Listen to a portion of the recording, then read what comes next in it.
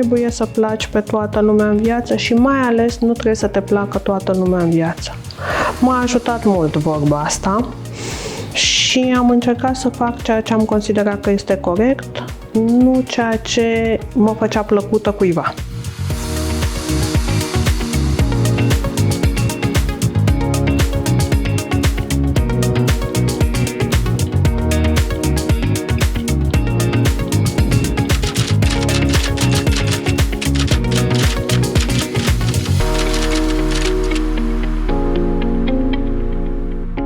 De obicei, băncile reacționează pozitiv la cazurile sociale. Foarte pozitiv, foarte pozitiv. De fapt, nici nu știu dacă au fost cazuri în care banca să nu fi reacționat. Acum, poate n-a reacționat 100% cu ștergerea întregii datorii, dar cu o reeșalonare, cu o perioadă de grație, cu o micșorare semnificativă a soldului. N-a existat să nu se...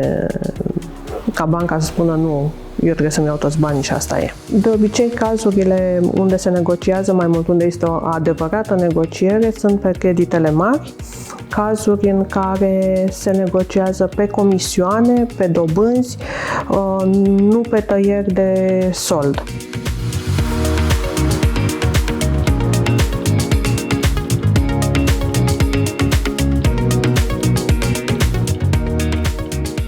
Există și cazuri când consumatorul a primit chiar mai mult decât a sperat, dar nu întotdeauna se întâmplă. Iar pentru bănci, care ar fi recomandarea? Să nu fie foarte stricte, normal că își fac calcule, normal că nu pot oferi mai mult decât le iese din cifre, dar nu să plece de la început, asta e oferta, asta e bătută în cuie, nu se poate discuta nimic mai mult. Pentru că dacă plecăm de la început cu nu-uri, la nu-uri rămânem. Niciodată nu pun la masa discuțiilor de la început și consumatorul și banca, pentru că ei deja sunt certați și atunci dacă de la început îi pui față în față, nu vei avea decât șansa să vezi doi tăurași. Dacă consumatorul cere cât vor ei să dea din prima, se acceptă din prima. Dacă consumatorul își dorește mai mult, normal că durează. Toate aprobările într-o bancă au un traseu bine stabilit și atunci normal că durează. 5 zile, 10 zile. De-a lungul timpului nu am întâlnit cazuri să stea foarte mult în bănci. Mai mult au stat clienții să gândească decât băncile. Ne place foarte mult să ne certăm.